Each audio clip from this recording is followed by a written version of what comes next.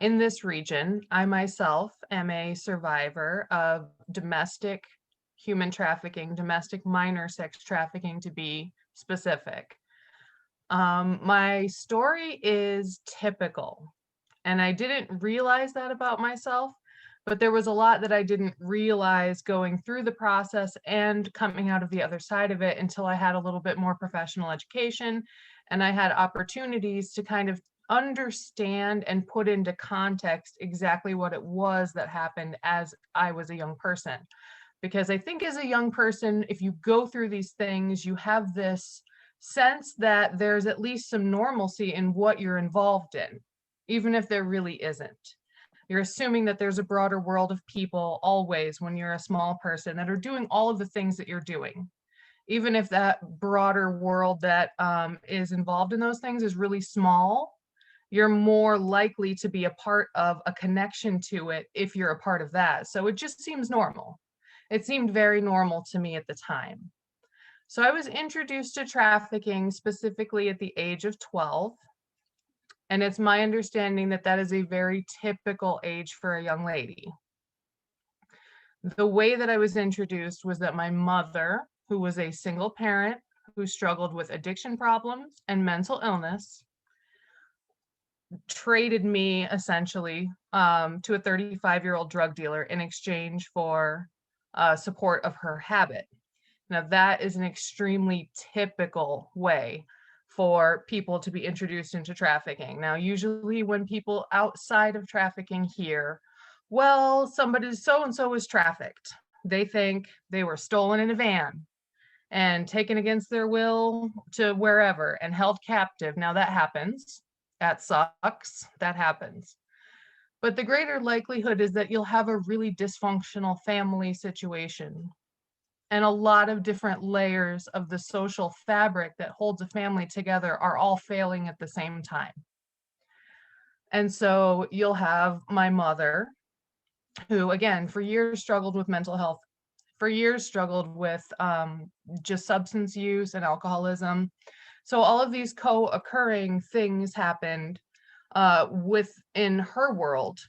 And so that rolls off onto her children. So I was sexually abused long before I was actually trafficked, which is very, again, normal. That's the norm.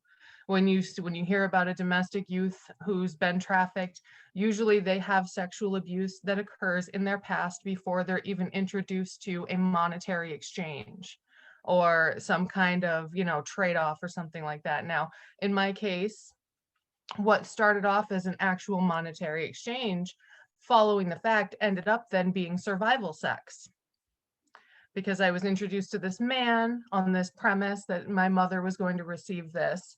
And then once that transaction was over, my mother wasn't interested in housing me at that time anyway.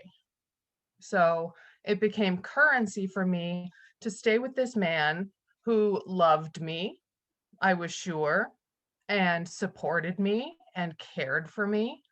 So you have this understanding, I think, as a very young person, that anybody who's interested in you for whatever reason, if people have been very neglectful of you, and especially of your emotional needs coming up, you have this understanding that they love you. This is finally someone loves me. Well, this is good. Somebody's taking an interest. They love me. So you'll see young people that get caught in this and feel loved and feel the need to protect the person that's violating them. So it becomes this very complicit um, situation. It becomes this very complicit relationship on both sides. So you'll have a child and an adult both working to keep this a secret. So when you have to permeate the layers of a situation where a young person is involved in a sexually exploitative relationship with an older person, you're having to then do so much detective work to find out what's really happening. You'll have to dig through so many layers because you'll have multiple people involved in this situation all trying to keep this a secret. And the child is equally motivated because they feel as though they're being redeemed. Their worth is finally recognized. Somebody is loving them. And if they've been from a specifically abusive or neglectful environment, they're really playing into and feeding off of this attention that they're getting that's special and is probably very new for them. So that went on in my case for a long time. So even after being taken out of trafficking, I would run away from foster care and return because I was not then loved in foster care, in my opinion. It was not a romantic love. It was not the kind of love that you read about in books, and it wasn't the kind of thing that you see on TV. But you've got, if you have a man around to tell you how much he loves you and that you're beautiful, and no one ever said that to you before, you get very caught into that, and it's easy to do because you're so naive and you have no idea that you're naive because you're a teenager, which means you know everything. So you have just so many different layers that you have to break down in order to break down one of these situations. So people say things to me like, what can prevent this? Whoa, okay. What could have prevented this in my case? Oh, that's complex. It's just as complex as the problem because it started so many years before it actually manifest. And the thing about it is that people that have kids, they make choices. And some people in our country, due to mental illness, due to abuse in their own lives, due to environmental forces, due to, addiction problems, they make the choice to do this to their children. They do that. They make that choice.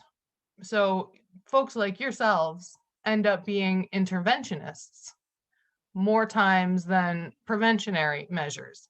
Because prevention starts from the first moment you find out you're having a baby and somebody provides you with an environment that you can do good, dignified work with your hands in, and provides you with, mental health assistance if you need it. And, you have to want it also.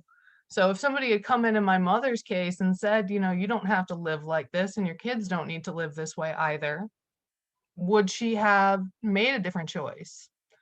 Knowing my mother, probably not. But she was an abuse victim also, which is something I've come to understand as an adult, didn't understand as a young person. So many things play into this. A person has so many needs. And once they start to parent, not only do you have to worry about that person's needs, then you got needs of that little person too. The better you can put them in an environment that's outfitted to support that life, the better everyone will do. We're not a big prevention society, I don't think. I mean, Head Start does a great job. They're a beautiful program. WIC, great job, beautiful program. But we've got a lot of social cracks. Kids fall through those. Right now, what we're seeing is the second generation of people coming up that have been exposed to internet pornography. That takes people places too. You're seeing a lot more very young men that are being accused of sexually exploiting and abusing kids. There's a lot more very young kids involved in exploitation and abuse than there were before, or at least we're recognizing it more, if that's the case. So there's a lot of social factors that really play hard into the way that family dynamics are working out. And so that's why it continues to be the most typical way for a young person to end up in trafficking is just through their own broken environment.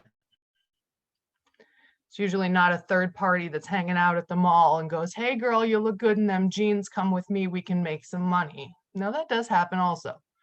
But this is always, there's again, some kind of failing in the part of the social fabric that's surrounding a family that's allowing that person to be able to prey on this other young person.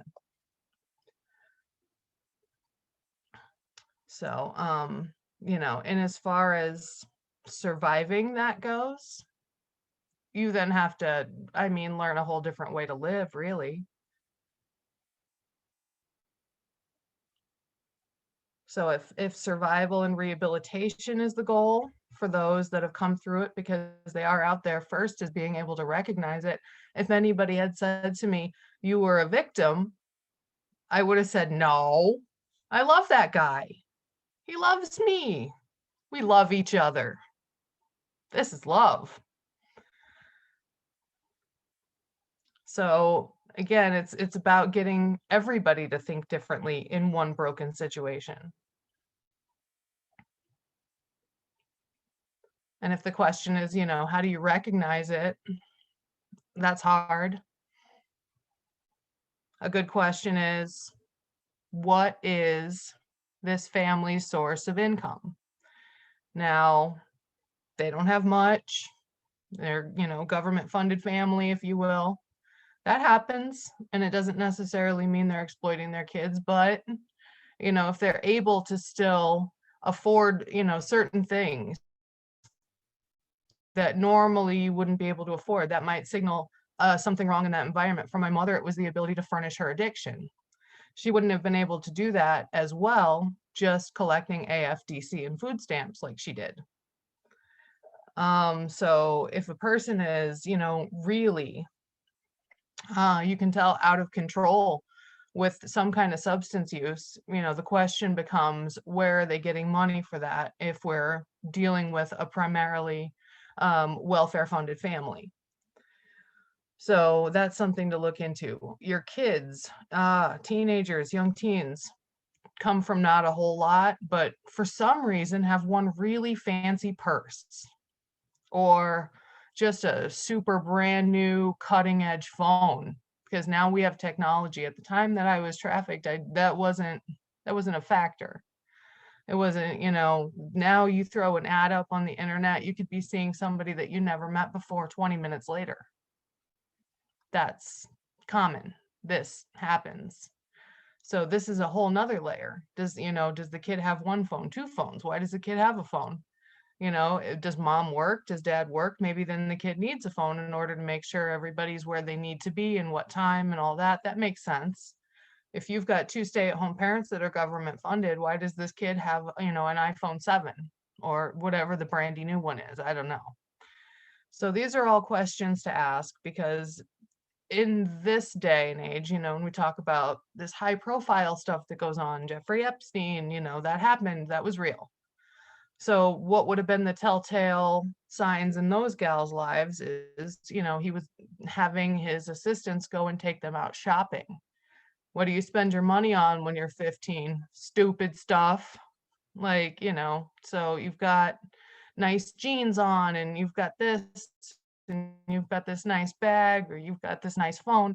And, however, you're 13 and your mom doesn't work and she's a single parent who only collects welfare, obviously has some mental health stuff or some substance abuse stuff or both or whatever. Like, those are all huge red flags, huge, huge. And what predisposes a family is just isolation, but a parent can choose to do that with their family. In the helping professions, you see the same people over and over again a lot of the time. You get repeated arrests, you get repeated visits to the house. That was all very common in my case. Cops were out there all the time. They didn't know what to do. They just knew that they had one very out of control woman who was in the house with a couple of kids. I had a child protective services caseworker who didn't really know what to do. We had a family intervention specialist and a preservation specialist working on our case at one point. They had a box full of files on us at Child Protective Services headquarters. I remember sitting there looking at the box of files. So these are the people that you see over and over again. And the question is, what's happening when they're not right in front of you? Because anytime they're dealing with the caseworker, social worker, anybody who's in their face asking what's going on with their home, if they're up to no good, their goal is going to be to get you out of there as fast as possible so they can get back to what they're doing. At least that was how we lived. So it's hard to intervene on these cases. It's hard to teach parents to really love their children when, they've got problems of their own that they're not overcoming. It's just right now families are up against so much. Jessica, can I ask a question Yes. besides that one? What was the turning point for you? Oh boy. When did I meet Jesus? When Ah, yeah, when did the light go off in saying, "This is not a healthy situation I'm in"? oh, that didn't happen until I was over 30 years old. Well, better. It's good. And it was when I met the Lord, Marcia. That was what it was for me. And so yeah, I had to go on a walk with him. But after I was legally then old enough to work in sex, that's exactly what I did. It was what I knew, it was what I understood. It was the currency that I was used to, because once you get it in your head that there's only one way in the world to make money, reprogramming that is a whole nother something, especially when you find such ready outlets as legal sex work over the age of 18. You are absolutely wired and programmed to succeed in that industry if it's something that was put into your childhood.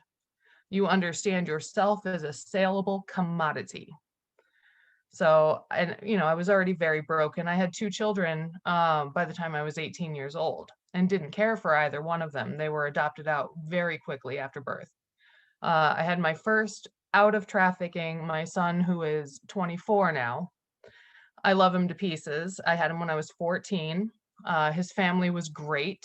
I have no complaints about his upbringing. He called me yesterday to thank me for not having an abortion.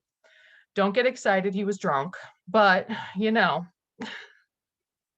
it's something. And I don't regret any of it. So my daughter came when I was 18. She's 20 years old, still finding herself, also sorting out what it means to be adopted and all of those things that come along with it. But she's, for the most part, thriving and is doing better than I was at that age. So, at that point, I'm now, it's legal for me to work in sex. This is great. Oh, I'm going to make $1 million, and you make money. And I did, and I survived. And then, I don't know, somewhere in my brain, I knew that it wasn't what I wanted to be doing. Somewhere in my brain, I wanted to be up to something larger than that. But then you get the rigors of having to survive financially in a society. And when you're leaping out as an ex-foster kid with no safety net, really. So once you're awarded the state until you turn 18, and then after that, you're on your own. There's no anybody you can call up in the middle of the night and say, "Hey, pay my bail, please." There isn't, "Hey, I need to borrow something because my car insurance is overdue." You got to go figure it out. So, and I did, one way or the next, but not gloriously. It's not stuff that I want to relive, not stuff that I think anybody should really have to go through. But again, in that moment, it feels so normal.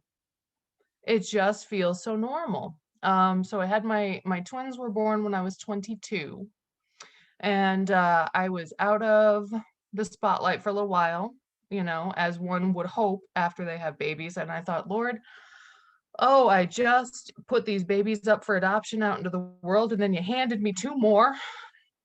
And they were born on my birthday, and I just knew we were supposed to have this connection that wasn't supposed to be broken.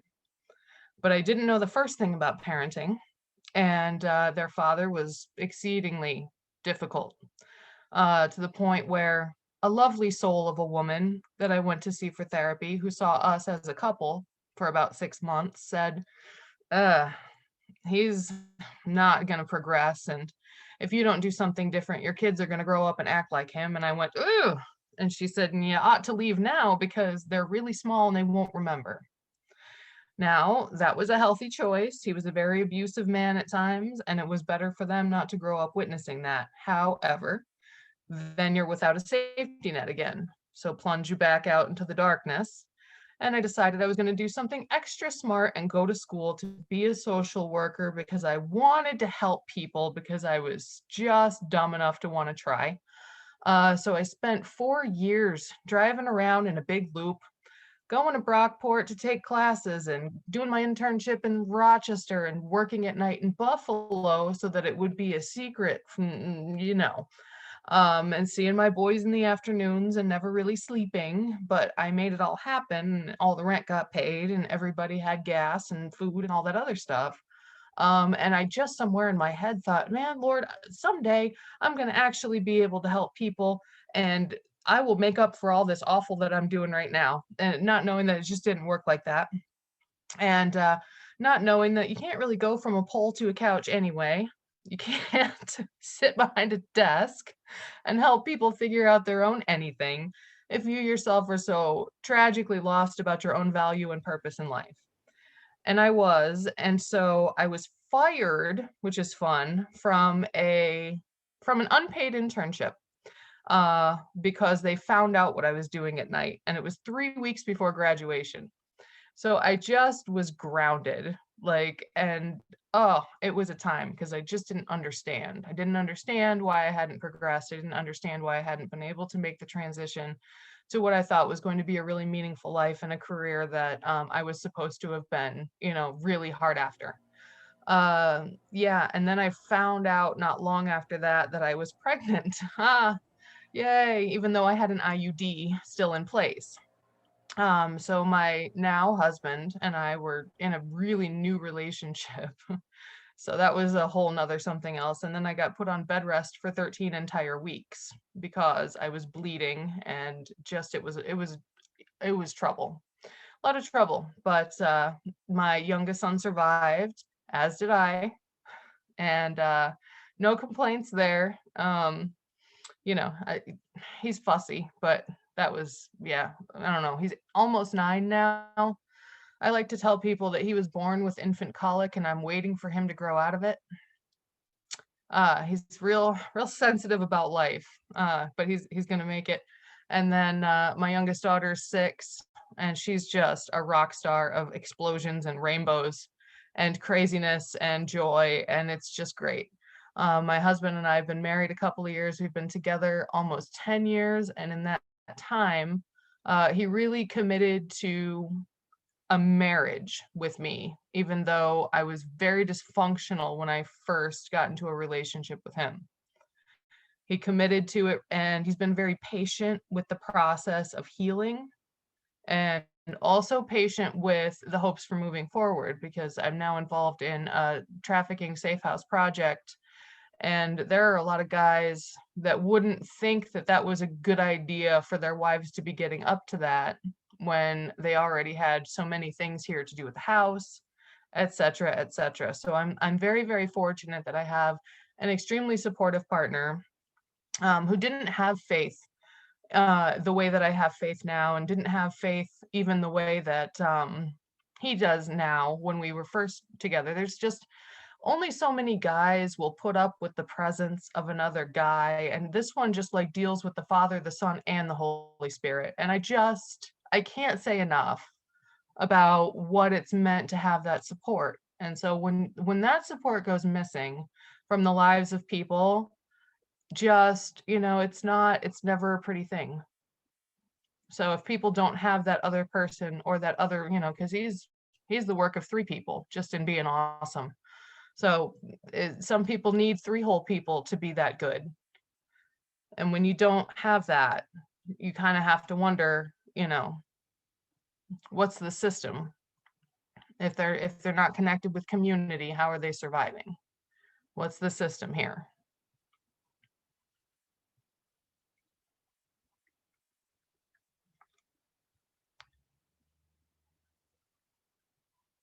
So hopefully somebody has another question. It's mostly the same old dog and pony show from this point. I had a bummer of a childhood. Everything's good now, though. Jessica, can you talk about the program that you're involved in? Oh gosh. Okay, so we were Good Shepherd, maternal trafficking, Safehouse project, and our hope is to serve minors because we have the Potter's Hands now open, which is beautiful. And I was fortunate enough to know Deb Keener before the house opened. And my husband was actually a part of getting their largest grant that they received, which is $100,000. And that was just one of those flukes that he was, in charge of dispelling some extra funds through his work, and he put their name in, and they were chosen over Habitat for Humanity to receive a very large amount of money, and that's why they were able to open when they did. So it was really a gift to be able to witness all of that coming together, but they unfortunately can't serve anybody under the age of 18, and they can't serve anybody who's parenting or expecting. So when they bring a gal in through their doors, they have to separate them from their children. She has host families that line up. It's very difficult though, to get a gal to say, well, I guess it's better for me not to have my kids with me for a time. People are short-sighted. And there are many gals that are working in this industry that are over the age of 18 that are doing it to support their children. So it's a difficult juxtaposition. New York State did not want to license them to accept children or to allow children on the premises, because this is so tied into sexual exploitation. So the question is, can it even be an appropriate place for a minor to be? Now that they've been operational for a couple of years, I like to hope we're going to come up against less resistance as far as licensure goes. So I'm still in communication right now with folks from Rensselaer County. And, COVID, I thought was really going to squash this project, because I didn't hear a thing about it for, about a year. It was from, no, half a year anyway, March to September. And I thought, well, I wonder if this is even going on anymore. It was myself and two gals, and we were both committed to the board, but we didn't have any more board members than that. And then something happened in September this year, actually. My kids had a very normal first day of actually going to school. It was a very normal day, and I went and picked them up from school, and I asked my little 6-year-old girl, who's going to be your best friend in school this year, because they shuffled them all to a different building, and I knew she wasn't going to be with any of her buddies from pre-K anymore. And she said, well, there's a little girl that's got a rainbow on her mask, and that's going to be my best friend. And I said, that's great. And so I took her back to school the next day, hopped on over to the library here in my little town, because they stay open because we're just such a little town. There's never more than 2 people in there at a time anyway. And I had some faxes to send. So the librarian says to me, did you hear what happened last night with that little girl? And I said, no. And she said, we had a parent driving high, and his daughter was improperly restrained, and she died at the scene of the accident. Flipped the vehicle, took out some poles. It was a mess. Happened in front of the petting zoo in Wayland on Route 63. And I said, no, that's awful. And I went to go pick my kids up from school, and my daughter climbed in the van and said, I have something to tell you. And the little girl in the rainbow mask that was going to be her friend had died the night before. And it was on my heart that when you drive by this petting zoo now, you can see the point of impact. You can see the aftermath, and it felt ugly. And so I just took it to the Lord and said, what do we do? And he said, there needs to be a more proper memorial for this little lady. And I said, what does that look like? So he asked me if I would call the owner of the petting zoo and see about planting a tree. She agreed to this, and she held a ceremony, invited the family. We let grandma and great grandma plant the tree. So there will be an apple tree growing there, and that's Leah Clark's apple tree, Leah's tree. It will grow apples for the horses, because she loved animals and she loved babies the best. And Sherry said, I have, this is on my heart. I can't stand that this happened. How do we help parents? How do we make a better world? And I said, well, I can tell you about the most vulnerable group of parents I know. And I was one of them. And we're on a mission. And if you'd be brave enough to join us. So now we have the support of a local business whose owner sits on our board as well, and has brought in a couple of independent people that are available to help out, and have committed to do so. and we're looking at properties and licensure to move forward with what we're now calling Leah's Place. So our hope is to take in young ladies that are expecting, that have come out of a sexually exploitative relationship. I don't want this to be limited to commercial sex trafficking. I would like for this to be able to include people like myself who were involved with survival sex as well. Just recently, we've seen, some cases in the news media. 11-year-old girl in Missouri gave birth in a bathtub. And that was a family member, I believe, young relative too. Not a very old fella to be doing this to this 11-year-old girl. I would like for us to be able to serve her. I want us to be equipped for that to come in our doors, and for us to be a place for her to recover. So I want to really kind of cast a wide net when helping young people, so I understand what it's like to take that walk.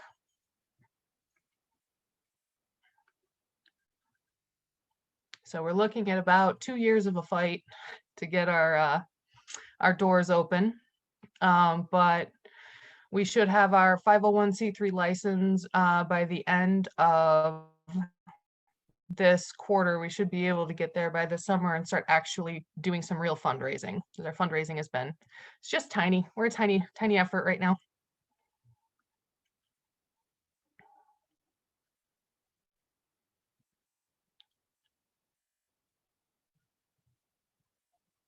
So that's that. We're not there yet, but we're working. And I've got more people behind me than I ever have before. So it's a gift, we're all on a journey together. But will your 501c3 be called Leah's Place? Or you mentioned Good Shepherd, so I wasn't sure. Yeah, we were Good Shepherd, and now we're going to be Leah's Place from this point forward.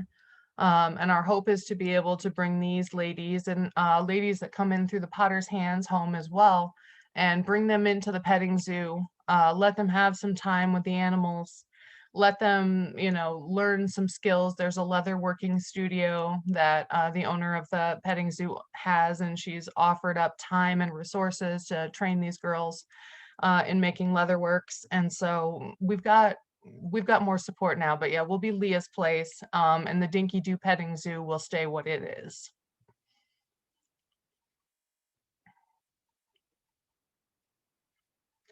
Do I help young men as well? I see that. Unfortunately, no. If I approach New York State and say we're looking to, get a facility license so that we can help young mamas that are coming out of sexual exploitation, they're not going to probably allow me to have any young men on the premises. We need safe house options in this state. We have few that are specific to human trafficking. When you have an environment that's specific to human trafficking, you're really hoping to rehabilitate people so that you won't have recidivism. You're looking to make sure that they have a whole social network built up, ability to work, live with dignity, responsibility, and majesty over self. And so being able to do that with New York State's blessing is going to be huge. And then hopefully other places will spring up along the way where people will recognize the need, that there's still a hole in the services that are being offered to people that have been exploited, because it does happen across a gender spectrum.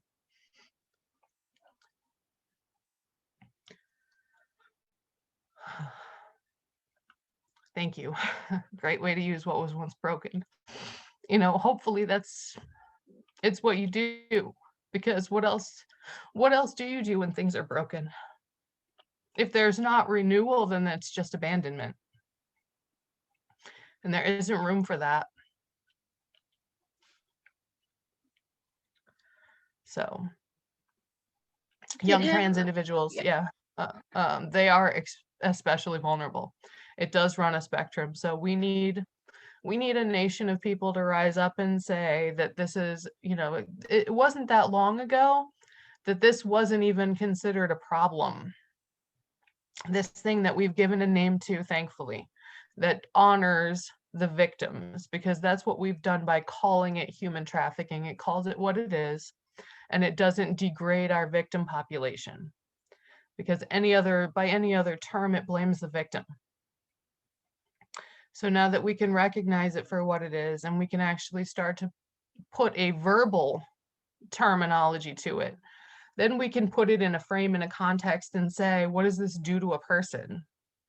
Is this appropriate or not? If you look back into, there's a book, and I can't remember exactly, I think it's 1880 through 1881. It's called Wenches, Wives, and Servant Girls. And it's not really a nonfiction book, but it's not a fiction book. What it is, it's a collection of classified advertisements that were put in the newspaper by men, mostly men, I'm sure. Oh no, all by men, when their wives or owned slaves, servants went missing. And most of them were women, and most of them were women under the age of 18. There was one I remember reading where a woman had come in and taken her 8-year-old daughter. And she was pregnant at the time. They were looking, they said, for a red-haired pregnant woman that had taken this 8-year-old child. And, this person that owned this 8-year-old child was very distraught and very upset. And there was a large reward for the return of this child. And so, this was legal and supported. So trying to change the entire legal framework to see this as a problem that requires intervention is just something in and of itself. And then taking it one step further and saying that these people that have been victimized deserve an actual physical space. And, we can provide services beyond that, which is great. But, to be able to put them in a safe place, and allow them time to heal, because that's an enormous expense. State doesn't really want to step forward and champion that, especially when you have, babies being born into it. That's a whole nother people, and again, enormous expense. So you kind of have to prove to them the thing that they're most interested in, that I can see, is that this will eventually save them money, which it will, because then you'll, hopefully support this family of a young lady and her baby, who either she wants, to choose a safe adoption and choose a different family for that child, or maybe she's interested in parenting and really just needs the social framework to do that. You will keep them from being a part of this problem of families where they see repeated involvement with law enforcement, and repeated involvement with child protection, and repeated involvement with helping professionals that they don't really want to be around in the first place. So if you can change that framework, you can indeed save them a lot of money. But that's the thing that they're most interested in seeing. They want to know that the dollars and cents are going to add up for them in the long haul. But it is a long-term social investment. It's not an overnight thing that you can say, a few kind words to somebody and then they're going to do things differently. It took me 10 good years of floundering and figuring it out and stumbling and going back and, trying again to move forward. Would I have done a better job of it sooner if I had had an actual clear-cut path? Maybe. As a helping professional, at least somebody who was trained as a helping professional in school for social work, I always thought Maslow was really fun. He will tell you everything you need, but nothing about how to get any of it. So, gambling impacts trafficking. Yeah, I do. And it's not gambling itself, it's places of commerce where you're gathered, together. And I think that that's, if they, yes and no, just when you provide people with opportunities to gather together in huge groups, all kinds of things happen. And casinos is just one of those things. And then there's alcohol available. And then there's also this expectation that when you're in that environment, nothing that you do in that environment is wrong. And if it's wrong, it doesn't even follow you home. So it doesn't even matter. It gives people a different mindset. People are also found to be much more likely to get involved in some kind of, purchase of sex or sexual exploitation of another if they're far away from home, if they're traveling. So they're, as we know, live in a really messed up world. So there, are things like international sex tours with children, and those actually do sell tickets. So, yes and no, it's not just the gambling. It's a lot of layers there. Shared how I was involved with so many professionals and they didn't see the red flags. Suggestions, again, you're looking for, why does that kid have a bag like that? Why does that kid wearing $100 jeans? It sucks to have to pigeonhole people like that, because if a family that couldn't normally afford that sort of thing can, then, there's a possibility that they're doing all kinds of things. But look for that. Again, substance abuse. What is the actual relationship between mother and child? Is there any kind of a bond there? Because, you can put on enough of a front to get professionals to leave you alone. You will always be able to do that. And as far as like searching out the little signals, if you can get, the kid alone, if you've got any time at all to talk to them, body language is going to be everything. Because again, you're talking to these kids that if they're involved in this toxic kind of a relationship, they're going to be protecting it at all costs. But if you ask a young lady, is anybody interested in you right now? Like, she might crack a little smile. Like, try to follow that down. When you're talking about who's interested in you, is this some other 16-year-old kid from up the street? Or does your mom have a friend? So those are two so totally different things. But so you have to kind of really become like a detective about every last little bat of an eyelash when you get this contact with these people. And I know how fast it goes. You make contact with people, they say what they're going to say, and then your time with them is over. So like during those little slivers of time, you're going to have to be adding up all the facts and details. It's not an easy thing to do, especially again, now that there's technology the way that there is. Because communicating like that was not something that we did when I was involved in this. Jessica, I hope I say this correctly.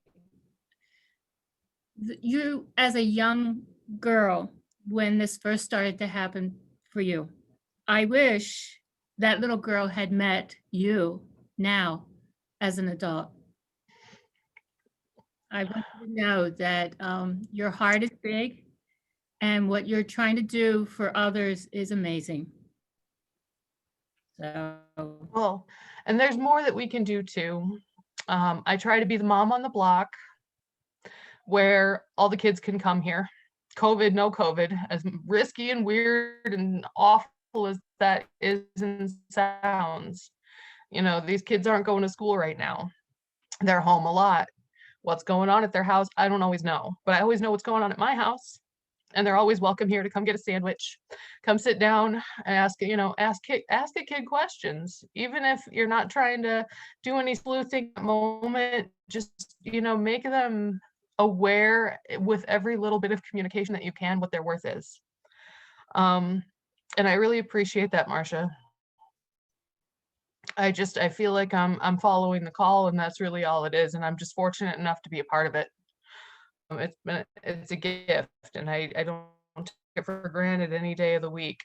Somebody wants to know if I have a relationship with my mother. Well, that's complicated. I had a relationship with her that stretched into my adulthood, and she moved out to New York for a little while after my twins were born. This is now 16 years ago. And she was real taken with this spot that's up in Lindenville. Somebody's gone ahead and thrown their shoes up into a tree, and then about 400 other people come along behind them and threw their shoes into this tree, and then it spread to the other trees around them. So there's these 3 or 4 shoe trees out there, and they're just loaded with thousands of pairs of tennis shoes. And there's trees that are stapled all over the trunks of, shoes that are stapled all over the trunks of the trees and nailed in, and they're everywhere. And so she blew out of state some years ago, and I didn't see or hear from her from a really long time. And then I got notification last year, no, year before, 18, 2019, that she was found floating in Hawaii in a drainage ditch. So they cremated her. I called around to my extended family members who I hadn't talked to in a little while and said, did you have any plans for her? And nobody had anything that they wanted to get done. So I had her flown out to New York. I have a priest that was gracious enough, even though she wasn't Catholic, to bless her cremains. And then I drove her out to the shoe trees and scattered her on my own on what would have been her 59th birthday. So I like to think I have a relationship with my mother, and that when we're reunited with the good Lord, it will be a reunification that can occur in a joyous place because she's not suffering from what plagued her for so long either.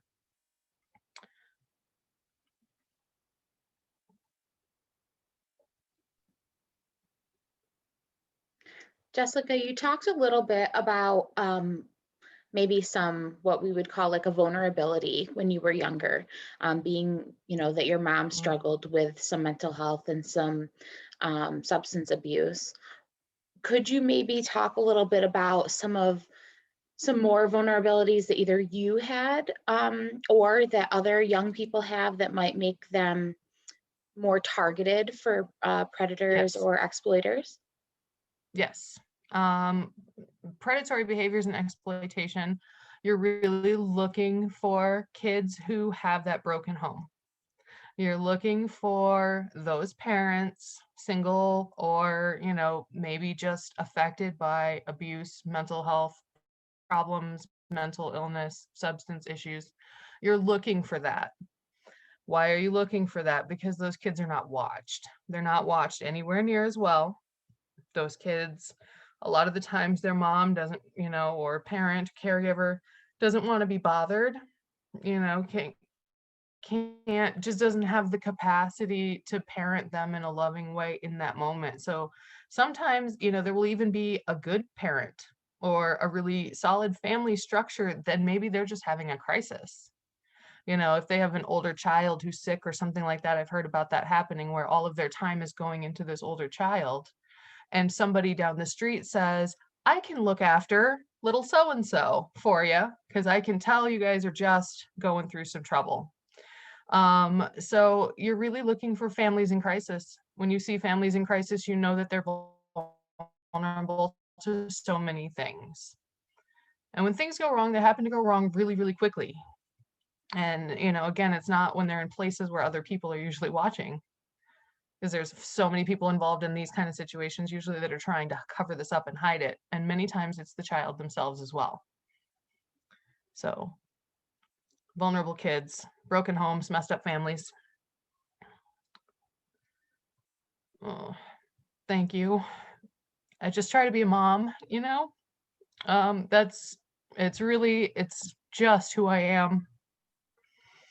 You see a little person and all you can think is, oh, I hope the world has treated you nicely today. And I hope you know that you're so special. I hope you know that because if you instill in a child that they're more special than $100 pair of jeans, they are more special than they think they are. That can change the paradigm sometimes just in and of itself for some kids. I was a stupid kid, that wouldn't have helped me, but I didn't know. I really didn't know. I had no clue. So, but anytime you can communicate to a kid their worth, just ask them questions and take an interest in what they have to say. As a big person, taking an interest in their little world, you can make all the difference. Oh, thank you. I don't know. I'm all right. Still working it out. I, for one, am very proud to have you on our task force. Oh, thank you. That means a lot. I look forward to working with you and as we journey to help make the safety net for our young stronger. Amen. Thank you. Thank you. I just know what it's like. And if that's what I can bring forth into this that makes the impact, I'll not hide it. As much as I would like to sit up and say, well, I'm a perfect human. Everything is always great. It's just, that's just not the case. It's been a long road here, but I learned a lot along the way, and knowing the difference and being in a society that's ready to take this step forward of giving this a name that honors victims and telling people that it's not, the ownership of other people isn't not right. And it extends beyond race, and it extends beyond gender, and it extends beyond age group. It's just not something that we're willing to tolerate, even though we don't want to pay to do anything about it yet. That's still step one. And that's farther than we'd come in, so many years, when it came to children's rights and just human rights. Because for the longest time, this wasn't even, again, recognized as a problem. They would just put an ad in the paper and say, my wench is missing. Somebody do something.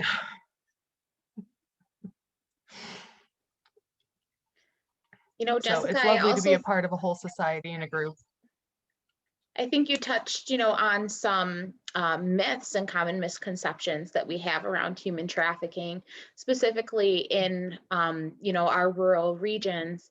And, you mentioned where people tend to think of it as somebody being kidnapped, or those more media-driven responses and things that we see.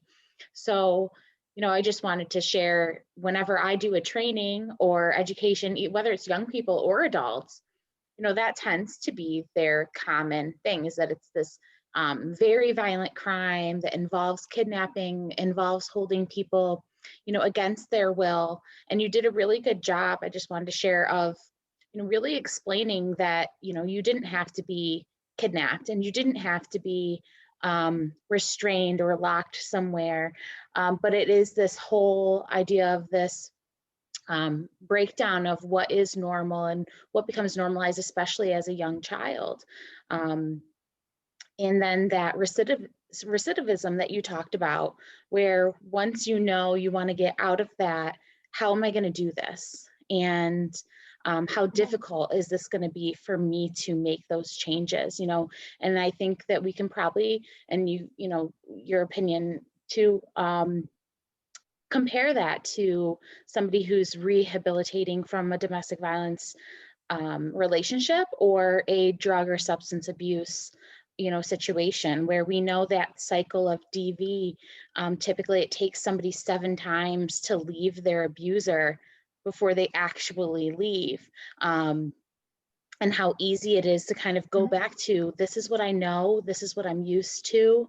I know what to expect from this person or in this situation.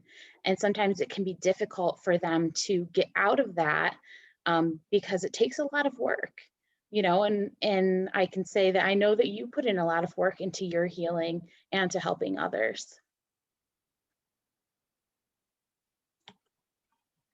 Yeah, it's definitely the thing that I wake up and think about, first is, Lord, what are we doing with our day today? And how is this going to work toward not just our prosperity and freedom, but how do we extend that beyond our household and take that further? Human captivity, just, it just, I don't know. There's a thing about it, something, and like you said, you don't have to be kidnapped. You don't even have to really be coerced all that much. All it took was for some man to say he loved me. That's all. That's, in my case, that was all the coercion necessary. Oh, good. Finally, someone loves me. When you just haven't a clue about your purpose or your worth, it's so easy to lead somebody into that kind of captivity. It's just so easy. And then you think you're living out exactly what you're supposed to, because it aligns with what you expect to receive for yourself. Because again, you don't have a clue about worth. You don't know.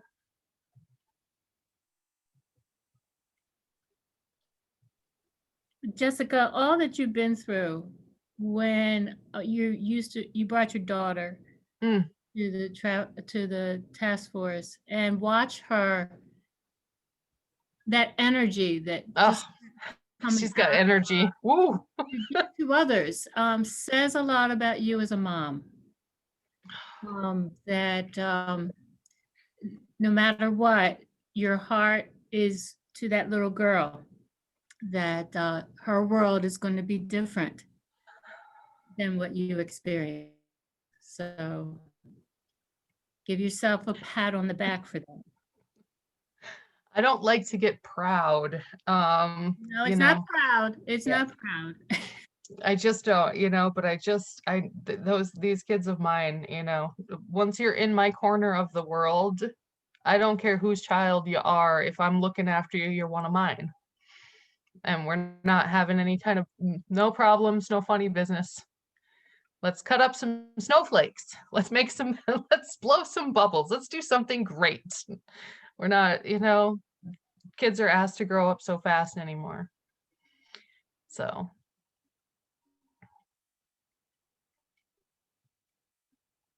We did But get yeah. another question in the chat, wondering Okay. if your perpetrator was ever brought to any kind of justice or. No.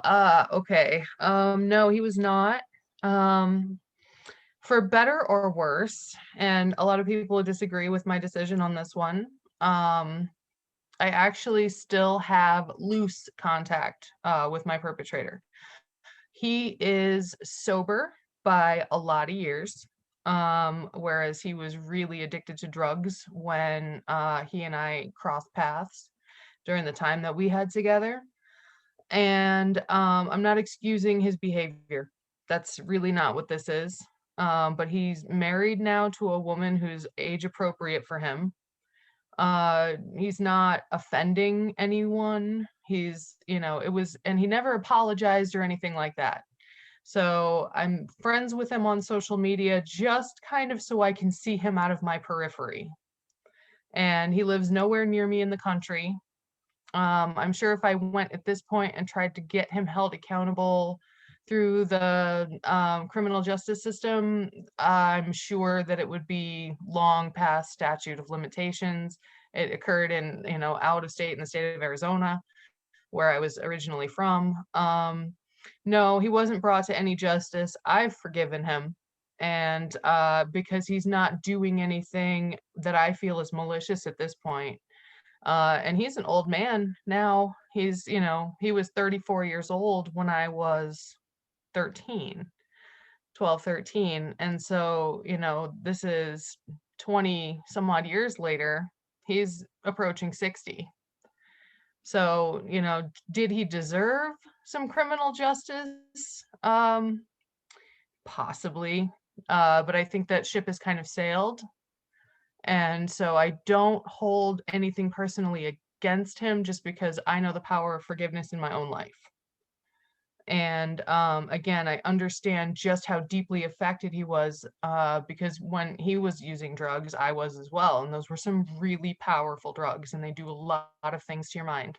Doesn't make it okay. Doesn't make it okay. Does not an excuse. But no, I know where he is and what he's up to. But he was not brought to any criminal justice. But we all have our day before the Lord, and I know his is coming faster than mine, most likely.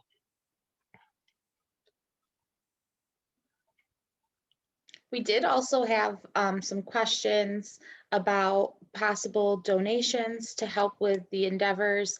And then, if you want to share, is there any, item-wise donations that you could use, or is it more monetary? Where could they be sent? Okay, so what I can do is follow that up with an email. And I will let everybody know how we're collecting right now. Our donation collection is in its infancy. So we don't have our 501c3 yet. That's going to be an $85 endeavor, and we've already reached that goal of making enough money to attain our licensure through the state of New York. After that, once we are approved, we can actually start really collecting donations because, we want to make sure that we're right with the state as we go through this process. Our little group was really just formed and rebranded this past, November. It was that we planted that tree, and then once it took root, it just grew from there. And so it's been really quickly that this has come together the way that it's come together with these folks. So in moving forward, what I can do is let you guys know how we're collecting donations to where they can be sent. And right now it's monetary. In the future, though, once we secure a residence, we will be looking for things. We'll be looking for diapers, we'll be looking for, and our hope is to really partner with our local pregnancy resource centers and shine a light on the work that they're already doing in the community as well, because it's such a vital force that's keeping a lot of families that are struggling really going. CareNet does an amazing job, and they just started a program for fathers. So I'm very excited to hear about that, because there's such an underappreciated faction of family community. If we had dads that were really there, like, elbows deep into the process, from minute one until, the baby flies the nest, it would be a very different landscape for families. That's not always the expectation, and it's often not the outcome. And while we're on So that, there's good stuff happening already, and yeah, go ahead. yeah, and while we're on that subject, I do also want to share, Marcia and Jessica in their conversation had mentioned the task force. So I just want to make sure that everybody who's on is aware that both Seneca and Ontario, as well as Yates County, all have human trafficking task force under the New York State Safe Harbors initiative to work on bringing outreach and services and education to our communities in this area. And if anybody is interested in getting more education to their group that they're with today, or to any group that they belong to and would like to coordinate something like that, you can certainly reach out on my email, and I can give you more information about how to connect with those task force and bring more education and training, as well as any outreach material. I know Marcia and Annie from both of the task force are on currently, and that I'm sure I can say on their behalf. Marcia, you can tell me if I'm wrong, that if you want any outreach material, or if you know of a young person who needs to be connected to resources, to please reach out to us. Because like Jessica said, there are kids who maybe don't get connected to social services or their school right away, but you might, as a community member or a parent, know someone who you think could be connected or who could benefit. And even if they aren't being trafficked, they might need other support and connections as well. Prevention. Yes. So yeah, that preventative measures, even if your kid is not being trafficked, before it happens, maybe, because there are plenty of kids that make it through a childhood that's not quite as traumatic, but still don't know their worth and value. And so we'll go and take the lure and get right involved in sex work at the age of 18 just because they could make $1 million. So you don't know when interacting with those kids and telling them that they're worth so much and they're so smart, or they can do so many things, or they're so creative, is going to change their mind. But yeah, I'm happy to share where Leah's Place donations can go. For starters, we don't have a social media page yet, but it's something that I want to put into place, and it's in our plan for next month. So I'm happy to share updates via email for now, and then once we have a little bit more collected and just a little bit more time behind us, I'm happy to connect everybody to that too. And as far as Ontario County's task force, if anybody is interested in it, just email me at marcia.foot@ontariocountyny.gov, and I'd be happy to connect with you. So the more eyes and ears and hearts we have out there for our kids, the better. Oh, and here's something exciting. There's I know we're trained, we're very, very well trained people. There's many trainings all available to us all the time, and it's a wonderful thing. But a really great one that I've come across just in doing what I do on a normal, is case training, which is creating a safe environment, is what CASE stands for. And it's specific through the Roman Catholic Church, believe it or not. They put it into place 14 or so years ago, and it became more and more of a force within their organized volunteer work and volunteers, and it became more and more of a force within clergy and also employees of the church. And so everybody that is to work with children through the Roman Catholic Diocese of Rochester has to go through this training. It includes a background check, but it teaches people really what the profile of a typical abuser is, what the profile of a child who's being abused is. So it teaches you red flags, warning signs, things to look for, how to, in a child population, see signs that a child is being sexually abused that you normally wouldn't notice. Because a lot of the times when children disclose sexual abuse, they're very subtle about it. So it talks a lot about that, about childhood ways of trying to discuss signs of sexual abuse at home. And then it talks a lot about what do abusers typically appear in the community as. I can send more information about case training. I can do that. So I really like it. It was something I had to take just because I wanted to help out a few years ago with Vacation Bible School, and I really kind of fell in love with it because it teaches a lot about who are your victims, who are your abusers, and how do you safely insinuate yourself between them. So I'm happy to share that. And Annie just put in the chat as well, to echo on what Marcia had said. If anybody is interested in helping or working with the Seneca County Task Force, she provided her email as well as her office phone number, if you want to reach out directly to Annie. And, you know, I think the other big thing that I want to make sure that we mention before we run out of time and before I forget is that if you see or suspect any type of abuse, whether it be trafficking, physical abuse, anything of a child, a couple of things just to keep in mind. If you're witnessing the event, you should never attempt to intervene because we don't want you to put yourself at risk, as well as that victim who can then be in a heightened risk. So the best case scenario is to call immediately for law enforcement or 911 if it's actively going on.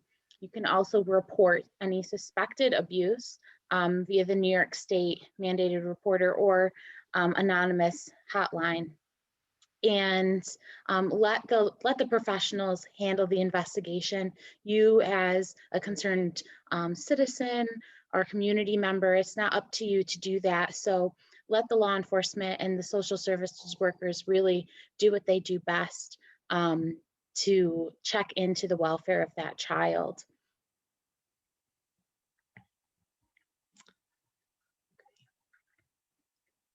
So I think that kind of covers it for questions, or I'm hoping. And now I have a little to-do list, which is always nice. So I'll email some fun things out. No, I like that. It's good. Leave me with a little job to do. Does anybody have any last minute questions?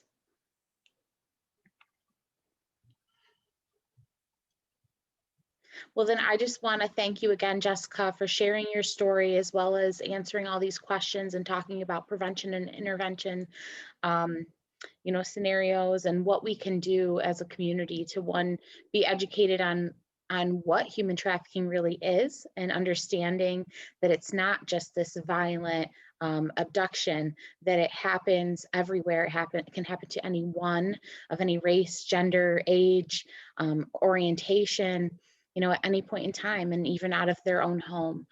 So thank you for sharing your story, and also congratulations on your healing. And we're glad that you're able to continue to heal.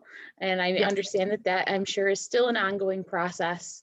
Always learning, always growing. It's been beautiful. I'm super blessed and I'm very, very excited.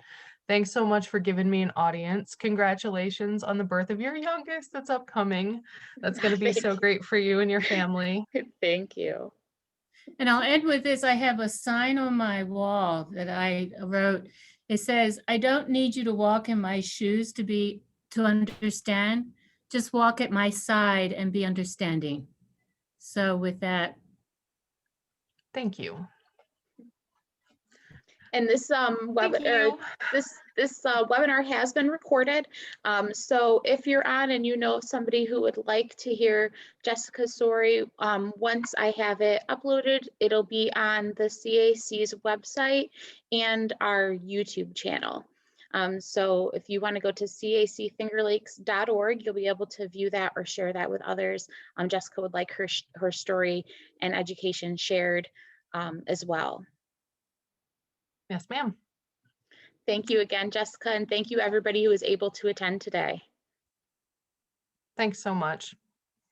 Have a great day. You do the same.